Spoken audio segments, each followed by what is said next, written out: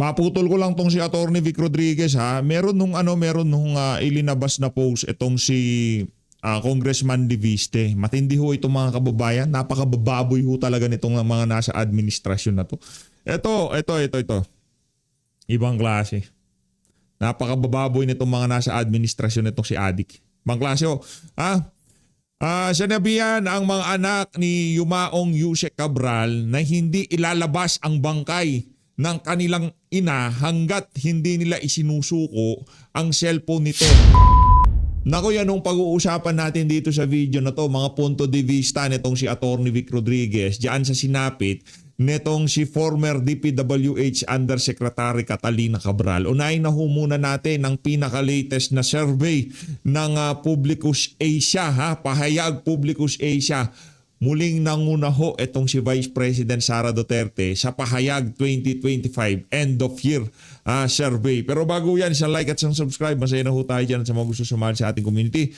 Yung join button nandyan lang ho sa baba. Ayun na nga mga kababayan, ito ho ang pinaka-latest na approval at trust rating ng 4 na pinakamataas na official ngayon sa ating bansa. Nanguna ho dyan itong si Vice President Sara Duterte at sinundan ho siya nitong si Tuta Soto. Approval rating ho nitong si Vice President Sara Duterte 34%, palakpakan. Habang itong si Tuta Soto ang isa sa mga nang-uutok dito kay Marcos nakakuha ng 24% at ito naman hong si Marcos Jr. 22%, habang itong si Boji D na kung saan siya ang tinuturing na insertion king o pork barrel king dito sa 2026 budget nakakuha naman ho siya ng 12% na approval rating. Sa trust rating naman ho mga kababayan, hindi man lamang ho nangalahati itong mga unggoy na to dito kay Vice President Sara Duterte. Ito lang ho ang ating masasabi dito, sure win na itong si VP Sara sa 2028 presidential election. Trust rating 31%, habang itong si Tuta Soto sumunod ho siya at itong si Marcos Jr. nakakuha ho sila ng 15%. Gusto nating malaman, gusto na sa mga susunod na survey, gusto nating makita kung gaano pa ba karami sa ating mga kababayan ang naniniwala na ginagawa na sincero ang pamahalaan na malutas ang problema natin sa korupsyon, lalong-lalo na dito sa nangyari sa mga maanumalyang flood control scandal. Sinundan naman ho nitong dalawang unggoy, itong si sumunod ho dito sa dalawang unggoy, itong si Boji D ang tinuturing na pork barrel king para dito sa 2026 national budget. Palakpakan sa ating mga kababayan na talaga namang tuloy-tuloy pa rin ang pagtitiwala dito kay Vice President Sara Duterte. Isang beses po ako napalakpakan. Bago tayo magtungo dito kay Atty. Vic Rodriguez at dito sa reporter ng News 5, pasadaan ho muna natin na mabilisan itong pinakalitas na balita dito kay Nick Torre, pambihira Nick Torre. Ano na yan babuyan na yan sa bagay no. Ako sigurado naman ako dito na itong si Nick Torre masaya na siya diyan. Kaya mantakin nyo mga kababayan, salary grade 29 versus salary grade 30. Ang ano ho pala, ang PNP chief, 150,000. Humigit kumulang 150,000. Habang ang MMDA General Manager, 203,200 ang sahod buwan-buwan, di ba? Pero matindi naman ho yung PNP chief, yung rank equivalent ho niyan cabinet secretary, habang ang MMDA general manager undersecretary. Pero mataas ho ang sweldo yang si Nick Torre ano lang naman ho yan, wala naman ho sa rango-rango yan, basta pera lang approved na yan, di ba sir? Masaya ka na diyan, di ba? Diyan sa tuhan alangan naman, di ba? Chief PNP o MMDA? Ano yan? Sa bagay, wala nang kwenta yung pera-pera na yan sa iyo. Dito kay Torre, di ba? Paldong-paldo na yan Doon pa lang sa ginawa niya dyan sa KOJC, yung ginawa niyang pambababoy sa mga kababayan nating hindi namin nakakalimutan yan, walang yaka Hindi namin nakakalimutan yung ginawa mo kay Pastor Kibuloy at hindi namin makakalimutan yung ginawa mo dito kay dating Pangulong Rodrigo Duterte. Kung makakala mo dahil hindi ka na chief PNP, wala ka na sa PNP, nasa MMDA ka na, nag-traffic enforcer ka na. Ang ganda ng promotion mo, Brad. From chief PNP, biglang magta-traffic ka sa karsada. Kung dati hindi makakakanasan yung mga MMDA na yan dahil nasa PNP kayo, ngayon hinahawi-hawi ka na lang ng mga taga-PNP. Sa bagay, masisikmura naman yan nitong si Nicolas Torre. Yan, pera-pera lang naman yung mama na yan. Oh. Dito na ho tayo dito muna, pasadaan muna natin ang mabilisan. Sa mga hindi pa ho nakakapirma, kami naman. Ano ho ito mga kababayan, itong effort na to para makapagpakita ng napakatinding suporta dito kay dating Pangulong Rodrigo Duterte. Lalo na, hindi ho paborable sa atin yung pinaka-latest na balita dyan sa ICC na kung saan fit to stand trial daw itong si dating Pangulong Rodrigo Duterte. Pero base sa ating mga nababalitaan, medyo nag-uulyanin na daw siya pero hindi ho natin malaman. Sa bagay, ano ho yan ikangay ang ICC na yan talagang gagawin nila lahat para ikangay mapanatili itong si dating Pangulong Rodrigo Duterte diyan sa establishmento na yan. Rekta ho tayo sa dito sa lagay ko lang dito to para pag napanood ni Bangag ito, makita niya na napakalaking sampal sa pagmumukha niya sa kabila ng paninira na ginagawa niya kay VP Sara. Nananatili pa rin number 1 sa puso ng sambayan ng Pilipino itong si Vice President Sara Duterte. Rumekta ho tayo dito sa balita nitong si Kuya. Game! Wala nang edit-edit, ito ang kwento. Nako, matindi. Sa karatapos lamang na press conference na ginawa ni DILG Secretary John Vic Remulla, sinabi nito na wala pa sila nakikitang anumang foul play sa pagkamatay ni dating DPWH Undersecretary Maria Catalina Cabral matapos makita ang kanyang katawan na wala ng buhay sa isang bangin sa Quezon Road sa Benguet Province. Isa sa mga pinakatinututukan ngayon ng PNP ang investigasyon at pagtatanong sa driver ni Cabral na siyang huling nakasama nito bago ang nangyaring insidente. According sa reports, iniwan daw ng driver ang kanyang boss na si Cabral doon nga sa certain part ng Quezon Road matapos iutos ni Cabral na iwan muna siya doon for a while. So ang tanong ngayon ng mga pulis, bakit mo iniwan ang iyong amo on that area na pinadala pa sa'yo yung kanyang lahat ng gamit including the cellphone. Itong cellphone na ito mga kapatid, isa ito sa mga talagang pinag-uusapan din ngayon dahil naibalik sa pamilya. Kaya nga tingin ni Secretary Remulla, nagkaroon ng lapses ang PNP dahil nga technically pwede itong maging part ng investigation dito nga sa nangyaring krimen kung paano namatay itong si dating Undersecretary Cabral. Pero ang paliwanag ng PNP, wala kasi sa crime scene itong naturang cellphone. Nasa loob ng bag, na nasa loob naman ng sasakyan, na dala ng driver nang umalis siya at iwan nga si Yusek Cabral. Nasaan na yung mga cellphone? Wala daw sa wala daw sa pamilya niya yung mga cellphone. Saan na napunta yan? Isa pa, sa tinutukan ngayon ng PNP ay ang pagsasailalim sa autopsy or DNA testing din ng katawan na nakuha mula doon sa bangin. Yan ay para makasiguro lang daw na talagang si dating Yusek Cabral itong sinasabing biktima. Pero sa pinakahuling information na nakuha natin, hindi pumapayag ang pamilya, particularly ang kanyang asawa, nag-waiver siya na sinasabi nga na hindi sila pumapayag sa gagawing autopsy. Sa ngayon, itinuturing na person of interest ang driver ni Yusek Cabral at hihilingin din ng PNP na mag-isabina yung cellphone nito na mahalaga sa gagawin nga nilang pag-backtrack at pag-iimbestiga kung paano nahulog si Yusek Cabral, dating Yusek Cabral, dito nga. Ang hindi natin maintindihan dito, alam nyo mga kababayan, kung tayo naman tatanungin, alam nyo yung mga DILG, PNP, huwag na kang mag-imbestiga. Diba? Kung sakali, ang madidikdik pala dito, yung mga pinoprotektahan sa Malacanang, makakakana ba kayo? Ang tanong.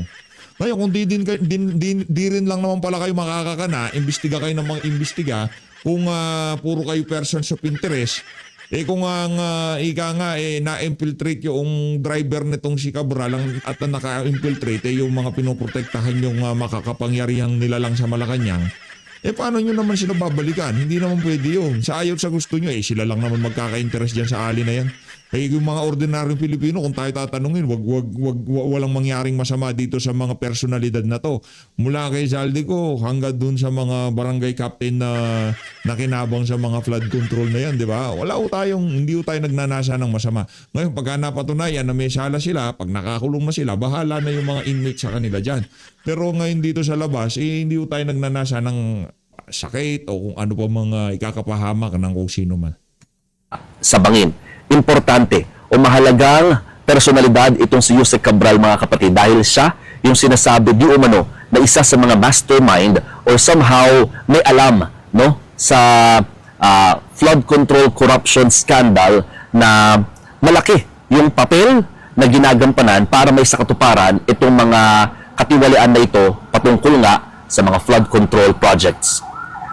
Ayun na nga mga kababayan, rumekta na ho tayo dito kay Atty. Vic Rodriguez. Maraming salamat sa reporter na to ng News 5. Maraming salamat. At least, hindi mo kagaya yung reporter sa Senado, yung payat na ali na hindi natin malaman saan niya pinaghuhugot yung kanyang mga tanong pag meron siya nakakausap ng mga senador. Dito ho tayo kay Atty. Vic Rodriguez. Naku, marami hong nag-aabang dito sa mga punto de vista ni Atty. Vic dito sa kaganapan na to kay Secretary Yusek Cabral. Ito, pakinggan ho natin ito mga kababayan. Game. Alam mo ninyo, I really would want to have or really would want to take it a little lighter or easy, pero hindi po talaga natin maiwasan pag-usapan ang ating pong pamagat na peligrosong panahon. Sensyahan niyo na po yung boses ko, sa panahon na rin po ito eh. Peligrosong panahon.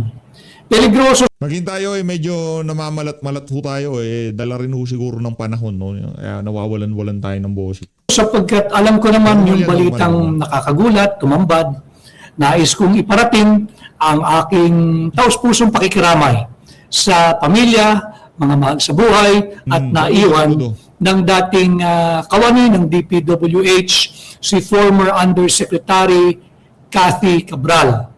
Nakikiramay po ako, taus-puso. Ano? At ang ating pamagat ay in relation to what's happening, lalong-lalo na dito sa DPWH. Marami po ang... Wala na ho tayong maraming segue dito. Hayaan na lang ho natin itong si Atty. Vic Rodriguez na sumalansan sa mga punto de vista niya kaugnay dyan sa nangyari na yan kay Yusek Cabral. Ang spekulasyon sa tunay na kadahilanan ng pagkawala o pagkasawi ni dating DPWH Yusek Cathy Cabral. But let's just hope na magkakaroon ng totoong linaw at totoong investigation ano yung circumstances surrounding her death, whether it's untimely demise, kung ano man, but respetuhin mo natin siguro muna yung katahimikan ng pamilya at umasa tayo na mayroon pang mas maraming higit yung mga totoong pulis na ang puso'y para sa bayan, yung pulis ng Pilipino, PNP, hindi yung pulis ng plunderer, hindi po yung pulis ng pulpul na politiko, kundi yung PNP, yung pulis ng Pilipino, na lumabas po sana yung totoong kadahilanan at tunay na investigation. Yung mga nagbubuhis ng buhay, ano ho? Ito po yung mga critical na panahon, peligrosong panahon, pag po nating takpan itong mga masamang pag-uugali ng mga nabubuhay sa buwis. No? So, magpapasko ho, kikiramay tayo sa pamilya ni dating Undersecretary Cathy Cabral ng DPWH. Peligrosong panahon. Alam mo ninyo, kahit sa Kongreso, peligroso. Tatandaan ninyo yung kaso ni Congressman Kiko Barzaga. Di ko personal si Kiko Barzaga. Subalit dahil sa kanyang mga pagbubunyag bilang insider ng taong bayan sa mababang kapulungan ng Kongreso, ano ang sinuli sa kanya? Ano yung sinukli? Siya po ay sinuspindi ng 60 araw. 60-day suspension yung ipinataw po kay Congressman Kiko Barzaga. Dahil daw po kung ano-ano mga binibintang nila. Alam ho ninyo, mainam na may isang kakampi ang mamamayang Pilipino sa loob ng mababang kapulungan sa tulad ng katauhan ni Congressman Kiko Barzaga na nagbubunyag. Ganun din sa katauhan ni Congressman Sid Ungab at yung mga kongresista na bumoto against the imposition of a 60-day suspension against Congressman Kiko Barzaga, si Congressman Bungsong Tay, at marami pang iba. Pero peligroso po yung ating panahon. Kung nagagawa nila ito... Delikado ho. sa isang incumbent member of the Legislative Department of the lower house of Congress, kay Kiko Barsaga. Ito pong nangyari kaya nasirang Undersecretary Cathy Cabral na tumambad po sa ating lahat kagabi bago po maghating gabi. Hindi po ito yung unang pagkakataon na may naganap na ganitong nakakalungkot at nakakasindak na kaganapan diyan po sa mga kawani o officials of DPWH. Ang pinakamataas po to date na nagkaganito, ang sinapit ay si Undersecretary Cathy Cabral. But let me just refresh everybody's recollection. Pangatlo na po ito. Yung napapabalita, pangatlo na po ito. Meron po yung nangyaring ambush dyan po sa isang engineer din ng DPWH, dyan po sa Ilocos Norte. Yun po yung nauna. Yung Nabalitaan ho natin yan, yung nangyari doon sa isang official ng DPWH. Ginurgod din ho yan. ambush sa isang engineer Yun sigurado may foul play yun, pero wala na hong follow-up na investigation or report kaugnay dyan sa pagkakagurgor ng DPWH official na yun. ng Department of Public Works and Highways dyan po sa Ilocos Norte. Nakikiramay din po tayo bagamat huli na sa mga naiwan ng engineer na yun. Meron din pong nangyari sa Sorsogon. Yung Sorsogon naman ho, ganun din. Hindi ho, para sa akin hindi malinaw yung cause of death. Nung civil engineer po ng DPWH Sorsogon, ito po yung chairman ng Bids and Awards Committee. So pangatlo na po itong nangyayari kay Yusek Cathy Cabral. Peligrosong panahon. Bakit po natin kinakailangan pag-usapan ito? Sapagkat napakarami pa pong nanganganib ang buhay. Yung mga lehitimong kritiko, yung legitimate dissenters of this corrupt and bankrupt Marcos Jr. administration, katulad ko po, hindi po tayo nakakatiyak sa ating kaligtasan. Kanya dapat natin itong pag-usapan. Subalit pag-usapan ho muna natin yung mga kagaya niyan, opisyal at kawani ng DPWH o di kaya yung mga kawani na may kinalaman sa delivery ng mga mali-malitang pera. Hindi ba't nagpahayag si dating Congressman Zaldico? Yung statement po ni Zaldico, may ituturing po yung direct evidence. May tuturing po yung direct testimony. Ang problema lang talaga, meron pong abogado si dating Congressman Zaldico, and these are all good lawyers. Ang pinagdidiskursuhan lang ho natin dito so you can form your own independent and principled opinion on the matter. No? Yung pagbubunyag ni Zaldico, hindi po pwedeng bastang sabihin inadmissible or hearsay or violation of the rules of court, yung res inter alios acta rule, or violation po ng Article 3 Section 14 ng ating saligang batas kung saan may karapatan po yung inaakusahan na makaharap niya ng face-to-face yung nag-aakusa sa kanya. Nariyan po yan. Andyan po yan sa saligang batas, nandyan din po yan sa supplementary law kagaya ng ating rules of court. Ano ho? Subalit, pagka ganito kalawak ang korupsyon, yung direct testimony, yung direct evidence na ibinunyag ni Zaldico, yung 100 billion pesos insertion na ipinag-utos mismo ni Bongbong Marcos. At ayon sa paglabas ni Zaldico, yung 25 billion pesos na kanyang i-deliver kay Bongbong Marcos. Yung hatian nila ni dating Speaker Martin Romualdez. Isa lang ho, ito po yung mga halimbawa na paano niya ngayon ito pangangalagaan. Yung buhay po ng mga taong kagaya nito ay nanganganib. Peligrosong panahon, pero ang lugi po, kagaya ng mga nagbuwis ng buhay ng mga empleyado at opisyal ng DPWH.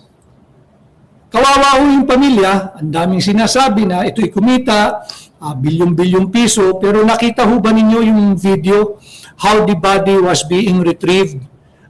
Mature talk naman po ito. Ano ho? So, pasintabi sa mga nananghali, alam kong gusto lang din ninyo na real talk pag-usapan.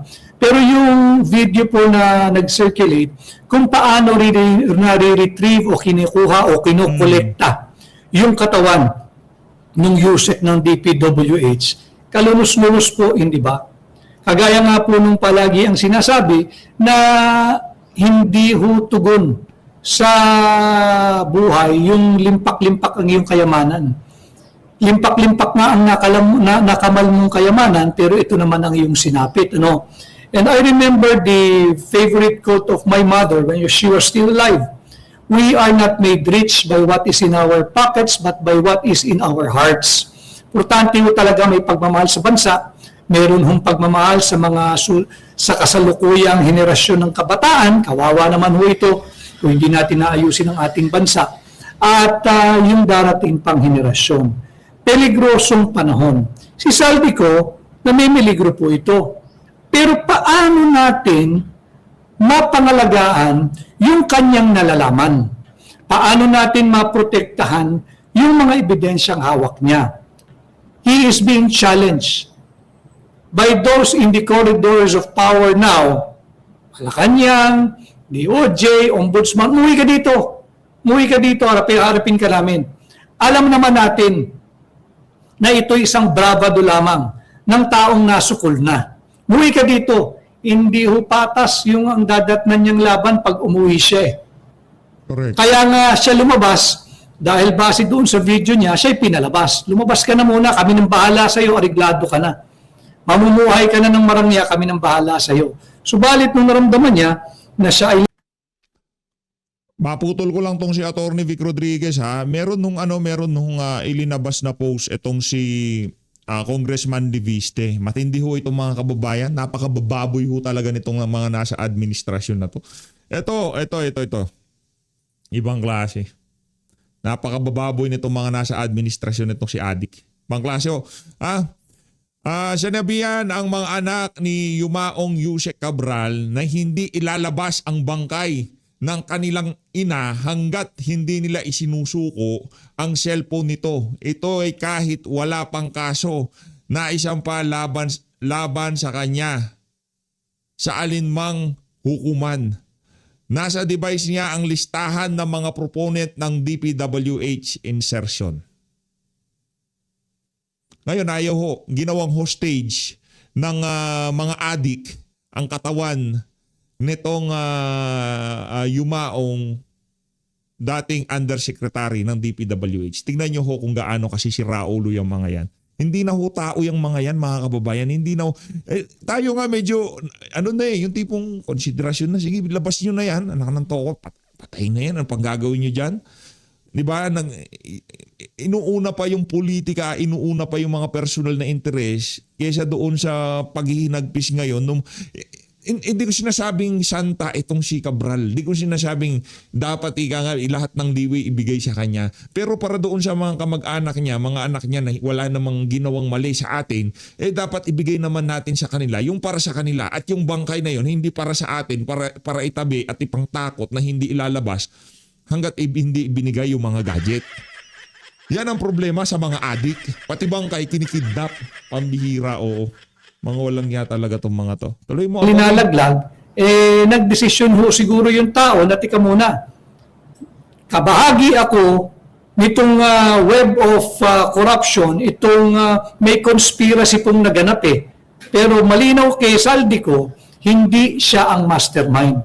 Maaring siya yung bastonero ng mga magnanakaw. Siya yung direktor ng mga magnanakaw, pero hindi siya ang mastermind. Itinuro na nga niya yung mastermind eh. So paano natin pangangalagaan yung kagaya niyang testigo na Ito dahilan kung ba yung mga na yan. Dito ako bumilib yan kay Attorney Vic Rodriguez, kay na Pastor Kibuloy. Kasi alam niyo mga kababayan, yung mga yan may mga prinsipyo. Kaya pagka nagsasalita yung mga yan, sila Pastor Kibuloy yan, sila Attorney Vic Rodriguez, pinapakinggan natin kahit yung mga lumang speech nitong si pagsasalita nitong si Pastor Kibuloy, mapanggang sa ngayong mga panahon na to, relevant pa rin eh. Kaya tayo bilib sa kanila. Ito, inaalok na gustong bigyan ng pwesto na noong pag-alis niya bilang executive secretary, gusto siyang bigyan ng pwesto, yun niya tinanggap. Kasi hindi po siya parang si Gadon. Diba? Si Pastor Kibuloy gusto nilang ika nga bilhin ang SMNI.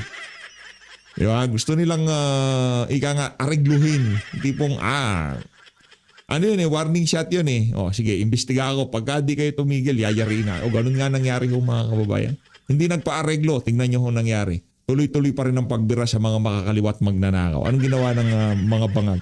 Itong mga tao na to, walang kompromiso dito pagdating sa tama at mali. Basta dito sa mga nakapaligid na to kay dating Pangulong Rodrigo Duterte, kung ano yung tama, yun ang ating sundin. Ano yung mali? Mali yun. Diba?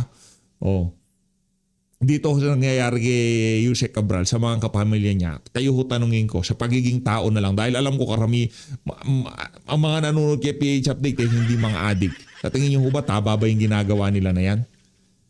Pwede, nyo muna, igayak nyo muna yung namatay. Ayusin nyo muna, ipagluksa nyo muna. Saka natin pag-usapan yan. Hindi naman mawawala yan eh. Ano bang kinatatakot nila, di ba? Hayaan nyo, bigay nyo na yung bangka. Anak ng toko, anong gagawin natin dyan? Mabubulok pa yan dyan. Di ba? Hindi siya sinasabi, hindi ko binababoy yung si Yusek Cabral. Wala na yan. Ay ka nga, nasa kabilang buhay na yan. Yung mga labi niya, kaya nga labi, wala na siya dyan. Pero kumbaga, respeto na lang doon sa mga naiwan niya. Ibigay nyo na, anak ng toko. Mga adik talaga tong mga to. Eyewitness testimony po yung kanya eh. Nakita niya, nakaharap niya, parehas po ito nung lagi kong rini-refresh sa recollection nung mga mulat na po nung panahon ng impeachment ni dating Presidente Erap Estrada. Yung star witness po ng prosecution, si Ginang Clarissa Ocampo, yung executive ng BDO na ngayon, Equitable Bank dati, BDO na ho ngayon. Tinanong siya paano siya nakatiyak na pinirmahan at si Pangulong Estrada ang pumirma doon sa signature specimen card sa ibabaw ng pangalan Jose Velarde. No? Ang sagot niya, I was a foot away. Ganun kalapit. Ganun din po ang value, yung probative value, yung evidentiary value nitong pahayag ni Zaldico. Eyewitness testimony po ito eh. Direct evidence po ito, direct testimony po. Ang problema lang natin mga kababayan, paano mo ngayon pangangalagaan kung anong nalalaman nito? Kasi pwede sanang deposition. Yung mga maalam po sa batas, yung mga lawyers, nakasbaybay, yung mga law students, yung deposition, isa pong mekanismo ito to preserve yung testimonya, whether nung testimonya ng witness ng prosecution or testimonya ng witness ng depensa. Ang problema, babangga po ito doon sa nauna na nating na-diskurso kanina, yung Rule 130 Section 28 ng Rules of Court, yung res inter alios acta rule, na hindi ka pwedeng ma-prejudice o madehado dahil sa isang direct na testimonya ng isang tao na dinadawit ka. Bakit? Nakaugat po iyan doon sa Section 14, Article 3 ng ating saligang batas, paragraphs 1 and 2, na meron pong ang akusado po ay presumed innocent until proven guilty at yung akusado po may karapatan na makaharap niya ng face-to-face at ma-cross-examine niya yung taong nag-aakusa sa kanya. Subalit katangi-tangi po itong anomalyang dulot ng illegal, invalid, immoral, unconstitutional at criminal 2025 national budget. Doon po talaga nakaugat yan eh. Paulit-ulit ko sinasabi sa inyo, ang simulat katapusan ng korupsyon sa Pilipinas ay ang ating taunang budget. Yan po talaga eh, yung source of all evil pagdating po sa governance, pagdating po sa gobyerno. Hindi po pwedeng, mainam na rin po yun. Wala ho akong makitang iba na pamamaraan, kundi mag-execute po sila ng affidavit outside of the court at ito ay panumpaan na lamang nila. Hindi lamang po ni Zaldico. Diba? Sinimulan ko lang po kay Zaldico dahil seemingly siya po yung talagang maraming alam, siya po yung maraming ebidensya, siya po yung maraming dokumento, kagaya po yung mga dokumentong nailabas na ang dami po, bilyon, I think 5 or 10 billion pesos ang ibinuhos sa Quezon City. Dito po sa aking lungsod, lungsod ng aking kapanganakan. Naglingkod din po ako sa local government dito, sa barangay at sa city hall. 10 billion ang ibinuhos di umano mula sa 2025 GAA sa Quezon City. Yung mga kababayan po natin sa Blue Ridge, mga 100 or 300 million pesos, nakalagay po doon, improvement of roads sa loob ng Blue Ridge. 100 to 300 million. Alam ho ba ninyo kung gaano karaming kalsada yung 100 to 300 million? Ang barangay Blue Ridge po ay barangay ng mayayaman. Maayos po ang kalsada ron. Hindi po yung pinapasok ng mga truck, maliban lang sa truck ng basura na hindi naman ganoon kabigatan para mawasak ang kanilang kalsada. So yun po yung mga bagay na siguro yun din. Ang laman, di ba, few months back or a month ago ay napabalitang nawala, ninakaw yung laptop ni nasirang Yusek Cathy Cabral. Yung laptop niya mukhang doon encoded. Lahat ng mga tumanggap ng proyektong Ghost Project, whether flood control or imaginary road widening, road improvement, road concreting, nandoon po sa laptop niya yon. Nawala po iyon a month or 2 months ago. At kagabi nga, tumambad sa atin yung balita na yung mismong nagmamayari ng laptop ay nawala na rin. Nilisan na rin po tayo. Kaya peligroso po yung ating panahon. Hindi po siya yung first ranking official of DPWH. Again, few months back, merong isang engineer na inambush ng DPWH na konektado naman sa DPWH ng Ilocos Norte. Bukod po dyan, meron rin isang natagpo ang patay na engineer ng DPWH, konektado naman po sa probinsya ng Sorsogon, na nagkataon siya ang chairman ng BAC o yung Bids and Awards Committee. At pangatlo, ito nga pong si Yusek Cathy Cabral. So nakakatakot po yung panahon. Kaya lang, pag nauubos na po yung may kinalaman dito sa most corrupt budget ever, itong pinakamalawak, talamak, lantaran, harapang korupsyon at kurakot, dulot ng flood control funds anomaly, dulot ng ghost flood control projects at dulot ng substandard projects sa DPWH, ang lugi po rito tayong mga mamamayang Pilipino. Nais ko lang pong pasalamatan itong almost 1,800 live viewers po natin. Grabe dami niyan. Salamat po sa inyong pagpapatuloy sa akin ngayong araw. Batiin ko lang po muna si Winnie Paran ng Macau. Maligayang Pasko po pala sa lahat sa inyo. Baka hindi ako makapag-live between now and Christmas Eve. Kunin ko na yung pagkakataong bumati sa inyo ng maligayang Pasko. Si Dalia Munro ng Vancouver, Tessie Amanuma ng Tokyo, si Jen Bautista ng Singapore, si Amarol Retep. Attorney Vic, may susunod pa kaya kay Yusek Cabral? Ito nga po, Amarol, yung ating pinag-uusapan. It's not a joking matter. It's not something that we should take lightly. It's not something that we should celebrate. Because ang buhay ay buhay. Kahit ano pa, ang tingin nating may kinalaman, ang buhay po ng tao ay higit na mahalaga sa kahit na ano pa mang kayamanan, pera, bilyones man yan, o katanyagan, o posisyon sa buhay. Totoo yan. Si Maribel Santos ng San Francisco, USA, si Dex Guevara ng UAE, kay Alex Raraco ng Coronadal City. Ingat po lagi, attorney. Maraming salamat, Alex, at yung mga kababayan natin sa Coronadal City. Kay Yvonne Delphine, I'm reading your book. God bless. Thank you. At ganun din kay at Girly Sevilla 59. Dami yung nagtatanong. Ito po ay available sa lahat ng fully booked branches nationwide, sa Lazada, sa Baybayin Bookstore, at sa Amazon. Ganun din online. Pwede po kayong check niyo po yung aking description box sa YouTube channel. Nandyan po kung paano ho Bago pa ho bago pa ho dinawit nitong si Saldico, itong si Marcos Jr., si Lisa Araneta Marcos at lahat ng kabalbalan na nangyari. Ito si lalang nangyari ang kabalbalan nito sa ating bansa. Yan ho ang pinakaunang naka-experience, yung mama na yan, nung nandun pa siya sa loob ng gabinete nitong si Marcos Jr. Nakita ho niya kung paano magmaniobra yung mga magnanakaw dyan sa Malacanang nung nandun pa siya.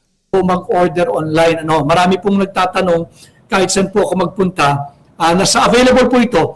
Pinakamadali po sa Fully Book, sa Baybayin, sa Lazada, sa Amazon, sa TikTok. Available po ito sa TikTok. Pwede po kayong bumili. At sa online. So maraming salamat. Si Yvonne Delphine, thank you. Si Lala Tuplano, attorney, naway makaahon tayo in 2026 in God's will. Tama po yun, in God's will. Ami exit ng Italy. Sana. Sana. Ang sana dito, sana maging presidente na si VP Sara sa 2028 ay sa 2026. Sana. Hindi natin alam, baka ma-impeach ang si Adik, di ba?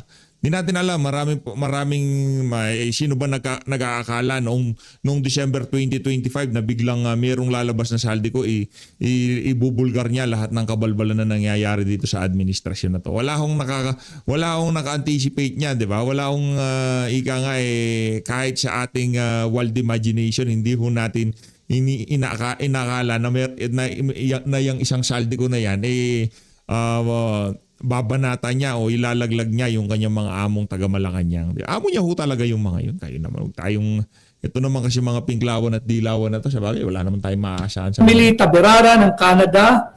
Si RJ Eclin Monino. Ingat po sa mga bangag attorney. God bless po sa inyong lahat. Salamat RJ. Joshua Breva from Riyadh, Saudi, nakikinig. Mabuhay po kayo. Si Anyway, kung gusto niyo tapusin yung video na yan, itong si Atty. Vic Rodriguez, nasa ano ho tayo ha? Nasa Tinig Maisog YouTube channel ho tayo. Punta lang ho kayo dyan, Tinig Maisog, nasa ano tayo. Ito yung pinakahuling live niya, no? 25.22 minute mark ho tayo dyan sa video niya na yan.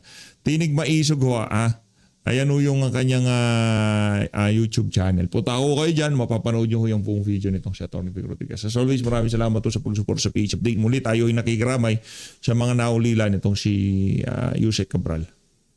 Mahalin na natin Pilipinas.